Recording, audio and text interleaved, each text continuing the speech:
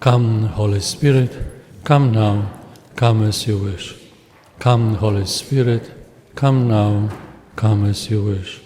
Come, Holy Spirit, come now, come as you wish.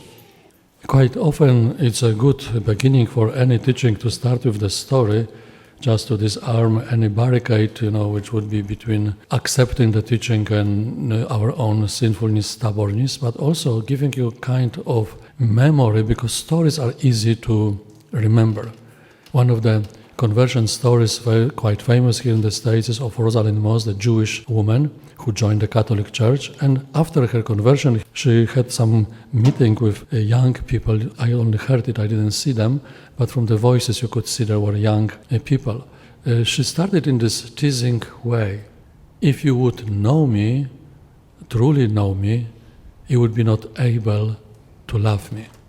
They reacted with some kind of laughter, no, that's impossible, after your conversion, after coming so close to Jesus and giving encouragement to others, how it could be. And she insisted, no, if you would really know what is happening in my mind, in my heart, how I'm torn apart many times, you would not be able or willing to love me.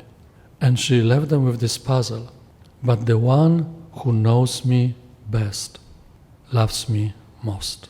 With all my confusion, with all my vices, with everything what shouldn't be even in my life.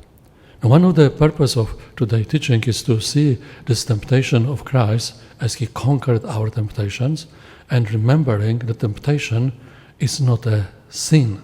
Temptation is a test. Temptation could be an invitation to turn to God.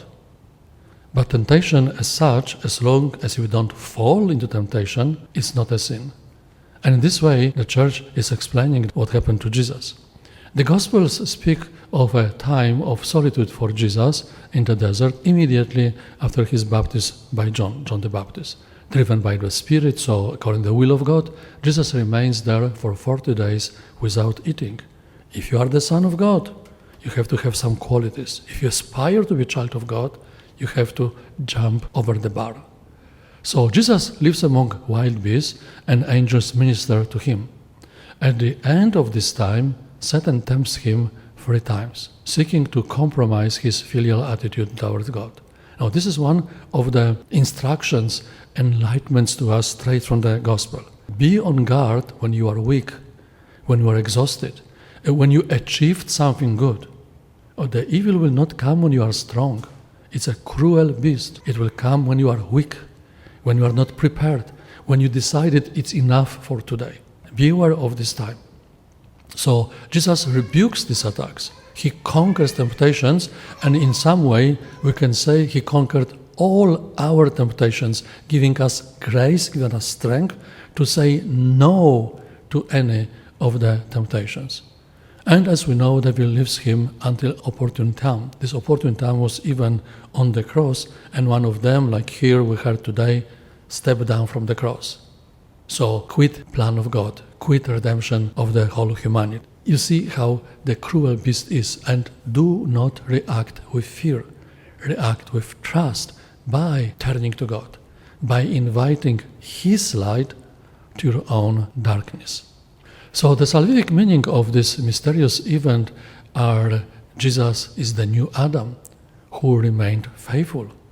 Where the first Adam had given in to temptation, Jesus was faithful, repairing the mistake of the first humanity.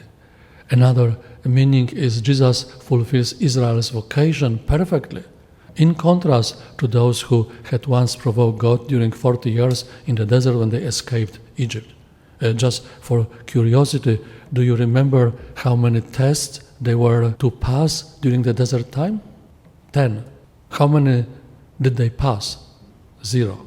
They failed on all 10 tests, and then still God managed to bring Israel to the promised land. So Christ reveals himself as God's servant, totally obedient to the divine will. And he will stream with this will of God whatever, even like saying to Peter, get away from me. You are with me, fulfilling the will of God, or you are outside. So Jesus is the devil's conqueror. He binds the strong man to take back his plunder. That's the story of the Bible. When we were created, because of the disobedience, we were captured. And it's very good to understand that without a rescue operation, without Jesus, there was no salvation. There was no return to the glory and happiness of paradise. So Jesus did it, and he is distributing everything what the evil conquered. So Jesus' victory over the tempter in the desert anticipates victory at the Passion. Some mystics are pointing to it that the devil somehow knew, was being suspicious who Jesus is, and was terrified, would never ever go for such extreme like crucifixion of Jesus. So what did he do? Incited people who had less insight, who didn't know what they were doing, and Jesus was praying, Father, forgive them because they don't know what they do. So Jesus' temptation reveals the way in which the Son of God is the Messiah. He is trampling over the evil. As Jesus said in one teachings in John's Gospel, evil doesn't have any share in him, any part of him. It doesn't have any chance against the everlasting light. And this is why Christ vanquished the tempter for us. For we have not a high priest who is unable to sympathize with our weakness, who would not understand us, but one who in every respect has been tested as we are, yet without sinning, without falling into temptation. That's why we should cling to him. That's why in the time of trouble, we should run to him. That's our rescue operation. So by the solemn 40 days of Lent, the Church unites herself each year to the mystery of Jesus in the desert. As you conquered all the temptation, help us to conquer my temptation. Help me to belong to God. You can take this title, which is ancient in the Church, that the Church is the mother and the teacher.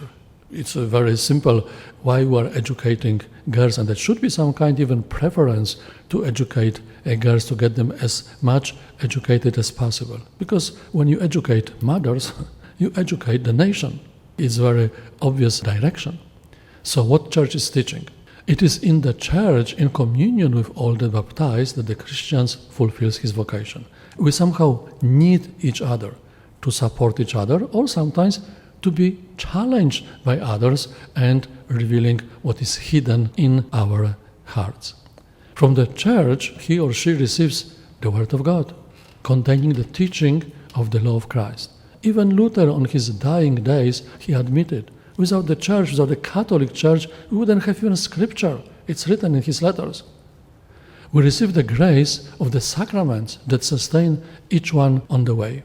It is like giving license to God, operate in my life because I received the sacrament, because I went for confession, because I received the Holy Communion. Work on me from your angle, which is sometimes really hidden from our side.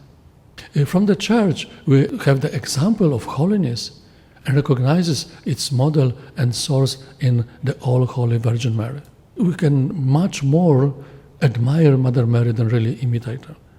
She is like every one of us, the child of God.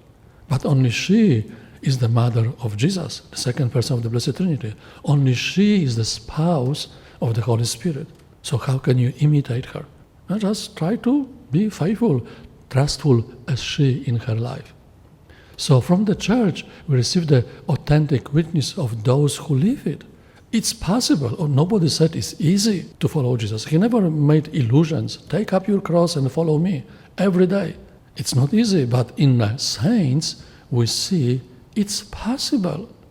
And from the Church, we receive the spiritual tradition and long history of the saints who have gone before us. All this, what was done wrongly, what we split, what we damaged, God can even out of this make some kind of glory for himself and call to conversion for us. The moral life and the magisterium of the Church. Magisterium is this Latin word, fancy word for teaching office. The Church inherited after Israel the chair of Moses, the teaching office. The Church is the pillar and the bulwark of the truth. It's very useful verse to remember. I was really surprised how it works. If you ever read Rome Sweet Home by Scott and Kimberly Hahn, very good book, very good to build up your own faith.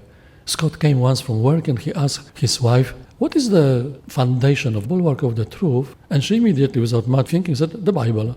Then Scott retorted, then why the Bible says that the foundation, the pillar and bulwark of the truth is the church? And she retorted, oh, that's in your Catholic Bible. To which he said, okay, give me your Protestant Bible. He found 1 Timothy 3:15, and it was written that the church is the pillar and bulwark of the truth. Wow, I have never seen it. Church has received this solemn command of Christ from the apostles to announce the saving truth. So it's not the institution, it's the revelation coming from God, and we're just trying as much as possible to be faithful to the teaching of God. To the church belongs the right always and everywhere to announce moral principles, choose good, avoid evil, including those pertaining to the social order. Sometimes we are criticized that we interfere in politics. No, we just saw that's wrong, you cannot do it. Or on any human affairs which require the fundamental rights of the human person or the salvation of souls. Remember, that was totally wrongly expressed by some of the bishops during the pandemic, that our primary way is to protect lives. It was never a task of the church. The primary thing is salvation of souls, to make sure, not that you don't die, but after you die, that you go to heavenly kingdom. It's much greater issue, much more responsibility, and much more important. So how do we know it? We know it from the Creed, we know from the prayer Our Father, and we know it from the Decalogue, from the Ten Commandments. This set out the basis and principle of moral life, valid for all men. And they should be complementary, not contradicting or competing with each other, by helping each other to understand. So this thing is not that much maybe taught, but it should be from time to time remembered. We have the precepts of the church, as we have the Ten Commandments, so we could say we have commandments of the church. The declaration, see, if you do this, you are fine. If you do this minimum, the foundation, you are on the right side of the barricade. So the precepts of the church are set in the context of a moral life bound to and nourished by liturgical life. Learn how to choose good, learn how to rebuke the evil. And the liturgy in the church, like our Lenten seasons, is a very solid invitation. Observe yourself. What is happening in your heart? What is happening in your mind? Are you inclined to be on the side of God, even if it's difficult, even if it costs? So the obligatory character of these positive laws decreed by the pastoral authorities is meant, first of all, to guarantee to the faithful the indispensable minimum in the spirit of prayer and moral effort. So these precepts, they don't set the somehow maximum what you have to do, but it's a minimum. It's like the setting bar. You want to be on the side of God, you have to jump over. You cannot go under. And if you do it, there is everything correct. And also to guarantee the growth in love of God and the neighbor. So remove everything what is a blockage, remove everything what shouldn't be in our life. And the Lenten season is a perfect time to do it. So the first of the precepts is you shall attend Mass on Sunday and holy days of obligation. And it's a very simple explanation. It requires the faithful to participate in the Eucharist celebration when the Christians community gathers together on the day commemorating the resurrection of the Lord. Remember, it's not even written the church participating in Mass.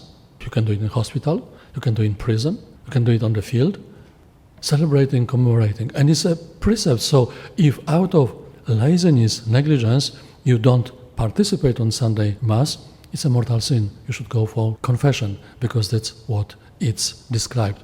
Once more, it's not forbidden to come twice a day for Mass. You are welcome.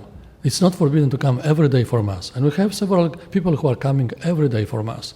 But the minimum is to be on a Sunday. So the second precept follows, you shall confess your sins at least once a year.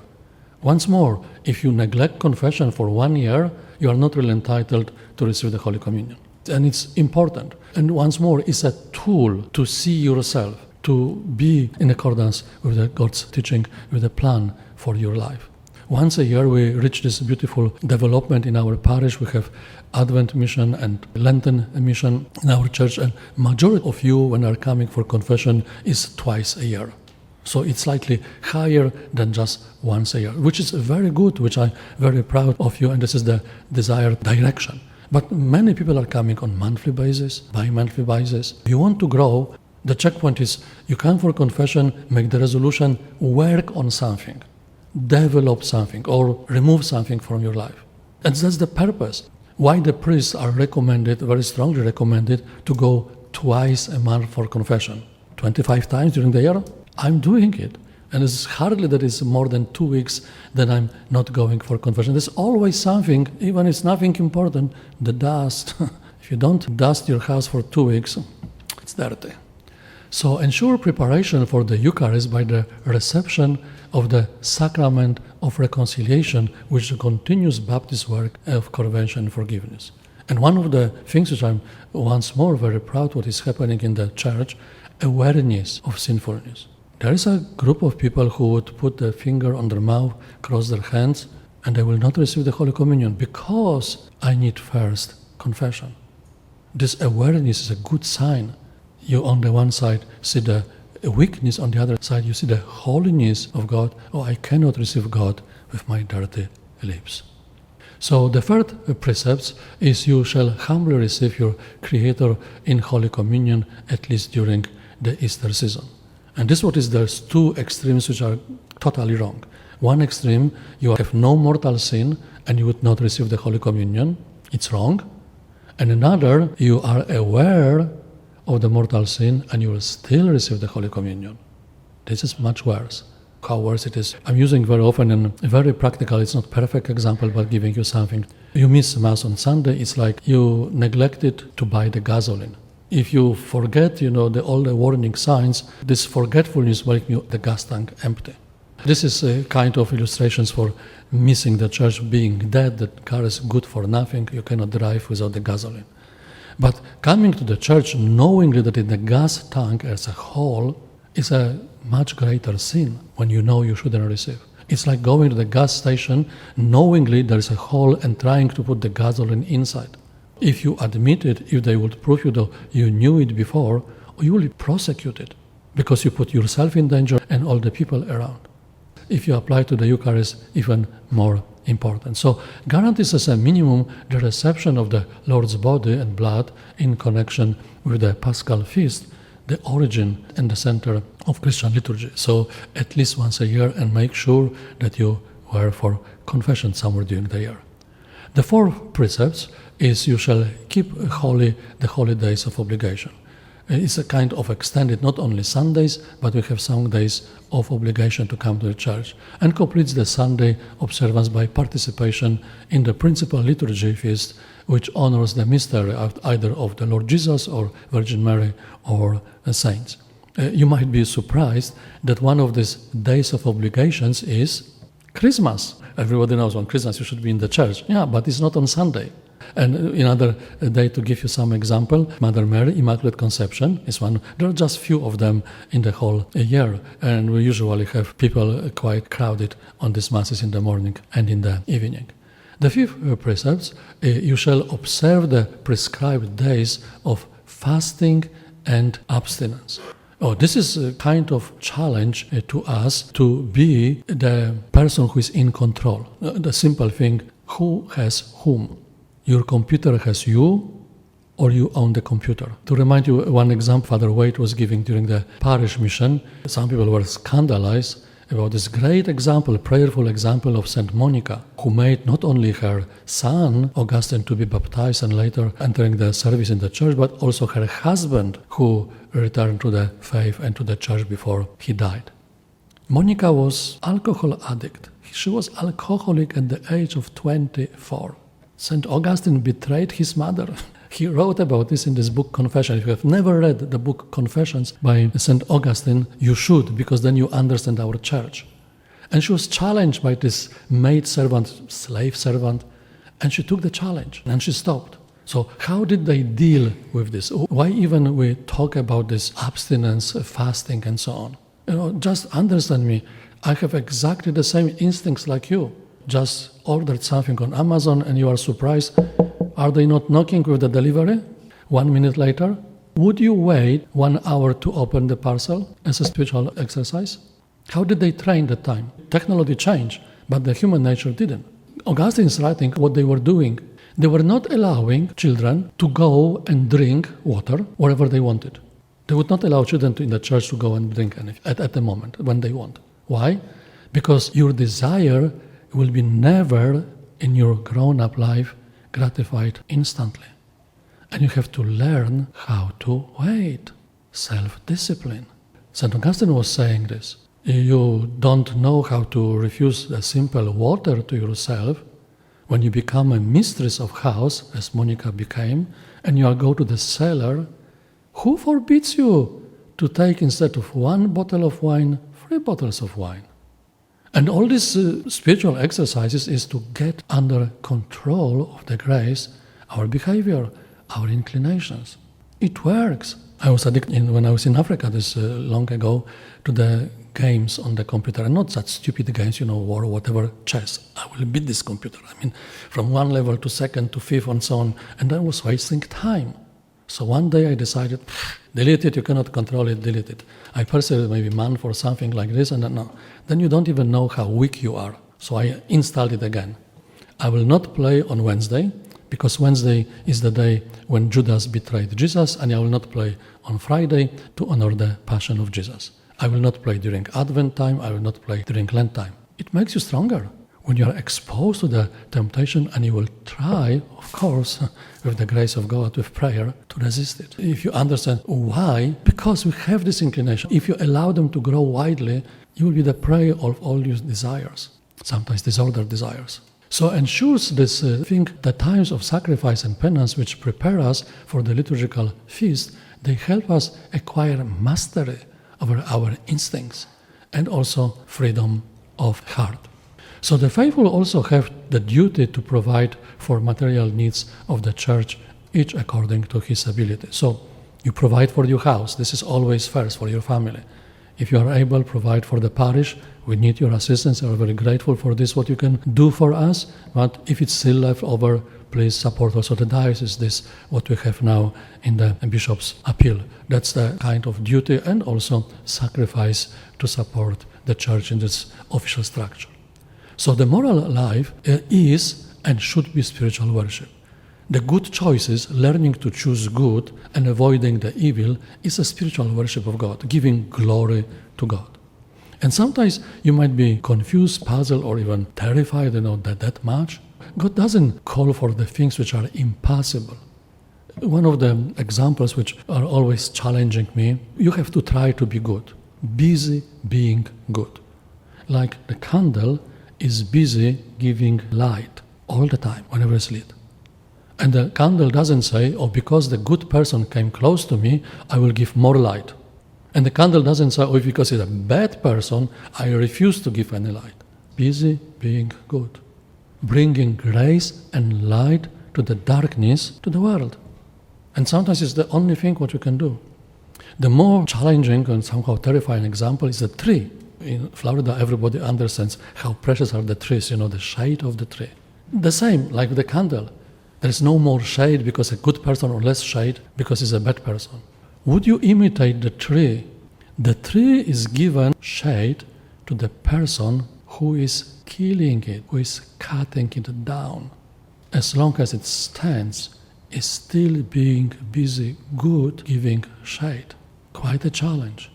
Would you pray for those who are unjust, who persecute you, who injured you? God gave us something in the nature. You glorify God by your moral choices, choosing good, avoiding evil.